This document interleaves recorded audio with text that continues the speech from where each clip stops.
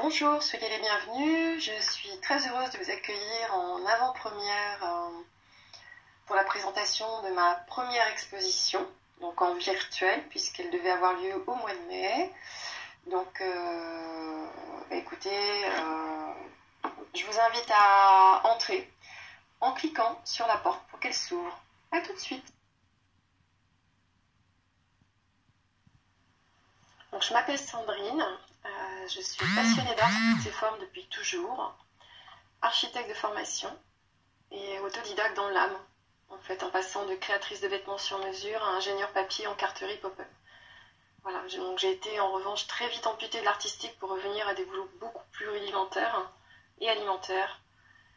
Mais je me suis peu à peu éloignée de moi-même. Et comme on sait à trop s'éloigner de soi-même, eh bien, la vie nous rattrape. C'est qu'en fait, un accident a tout bousculé en fait, dans ma vie en 2016. S'en est suivi un très très long parcours médical, douloureux, épuisant, mais surtout ponctué de très belles rencontres et de thérapeutes formidables qui m'ont accompagnée justement pendant tout ce cheminement. Alors, Paulinette, Pascal, François, Alice, merci pour votre bienveillance, vos sourires et vos encouragements à aller de l'avant et à ne jamais abandonner, surtout ne jamais abandonner.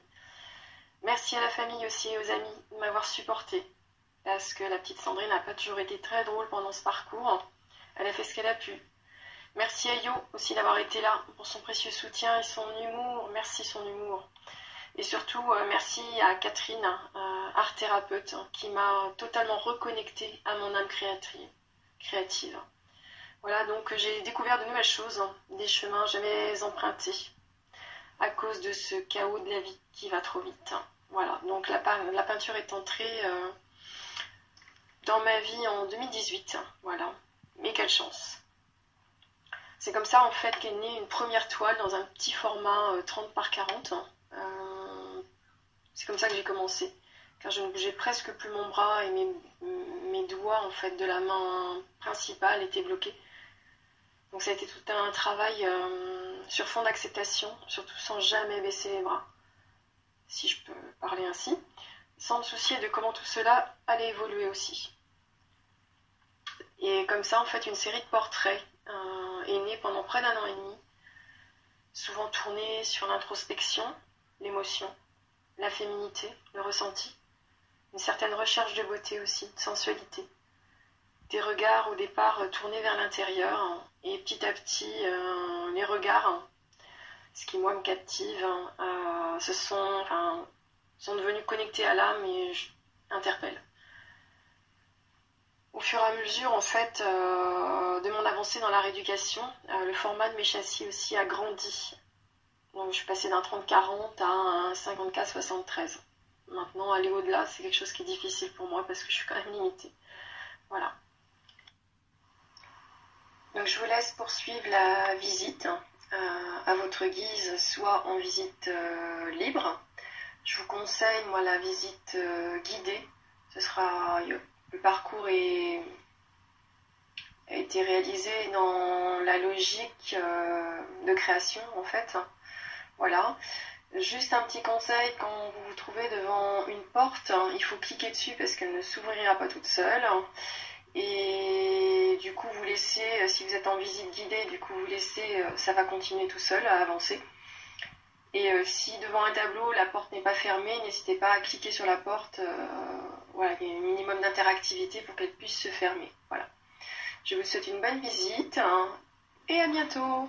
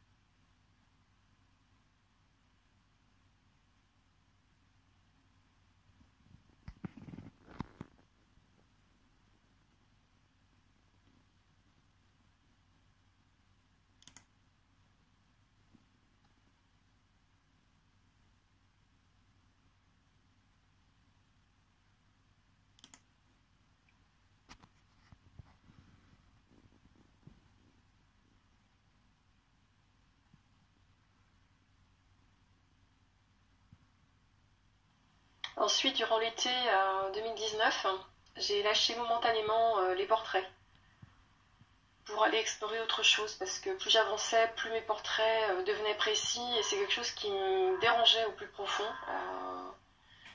Voilà, donc j'ai eu envie d'aller voir autre chose à travers la peinture, et aller chercher surtout ce que j'ai dans les tripes, en expérimentant un domaine complètement nouveau pour moi, c'est-à-dire l'abstrait, toujours sans rien attendre. Voilà, donc une nouvelle démarche de lâcher prise, c'est mise un petit peu en route pour moi, le hors contrôle, et donc le rejet d'une certaine perfection qui a toujours été une de mes quêtes.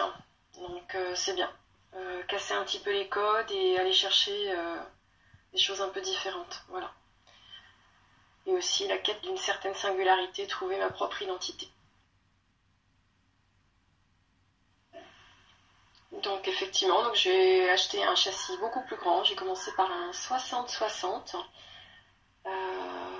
Le châssis, je l'ai longtemps regardé, parce que ça a été, je me suis dit, mais qu'est-ce que je vais faire, quoi. J'ai pas de modèle, enfin je lâche un petit peu ce que j'ai à l'intérieur.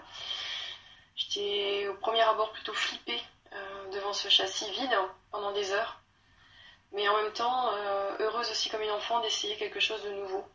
Donc je me suis lancée, et direct au tube sur la toile, même pas peur la fille. Donc ce qui se passe au début, c'est assez déconcertant, déroutant même dans la façon de faire. C'est tellement pas moi. J'ai pas eu jugé, mais j'ai laissé faire. Les couches se sont superposées, mais rien ne me satisfaisait en fait.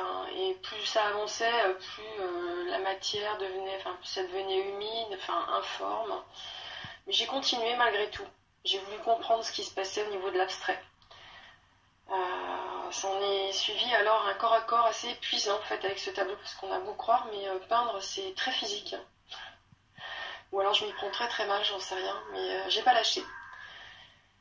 Parce qu'en fait j'attendais quelque chose, mais je ne sais pas quoi. Je voulais qu'il se passe quelque chose avec l'abstrait. Donc une dizaine de tableaux se sont enchaînés sur un même châssis, qui se sont superposés, se sont mélangés. Les couches se sont diluées les unes avec les autres. J'en avais marre. Le châssis toile était tellement gorgé d'eau que je n'obtenais rien du tout. J'étais tellement désespérée que là, à un moment donné, j'ai décidé de gratter toute la peinture et de tout recommencer au début. Donc j'ai repeint mon châssis, qui était encore gorgé de peinture. J'ai voulu le repeindre en blanc, mais le blanc s'est mélangé avec les couleurs en fait qui étaient en dessous. Et du coup là je me suis dit bon, c'est bon, t'arrêtes tes bêtises, hein. Tu vas prendre un couteau de peintre et tu vas gratter. Donc au premier coup de grattage, par contre là c'est réel, il s'est vraiment passé quelque chose entre moi et le tableau. C'est comme si mon tableau me faisait un clin d'œil, hein, et j'ai ressenti comme un effet magnétique avec le tableau, au niveau du plexus solaire, comme si j'étais attirée par ce que je venais de faire. En fait j'ai découvert une sensation plutôt agréable que celle d'être en osmose et en accord avec ce que je faisais. Et là, je me suis dit, mais c'est donc ça l'abstrait? Voilà. Donc j'ai continué à gratter jusqu'à obtenir mon super effet waouh. Voilà. Et à un moment donné, je savais que le tableau était fini et ça me plaisait enfin. En fait, je me suis rendu compte que j'avais découvert une technique par hasard sans l'avoir voulu.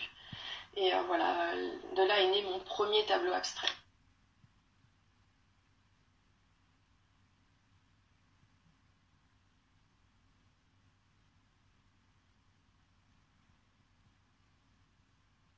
Donc ensuite, d'autres tableaux abstraits ont vu le jour, partant de la même approche, et dégagent aussi une note de mystère que je ne m'explique pas. Alors l'effet obtenu dans les tableaux abstraits est parfois déroutant, ça m'interroge. C'est comme si mes tableaux étaient habités, on me dit souvent qu'effectivement ils sont habités. Donc je laisse à chacun y découvrir sa part de secret ou ce qu'il a envie d'y voir derrière cette dimension un petit peu impalpable, spirituelle peut-être.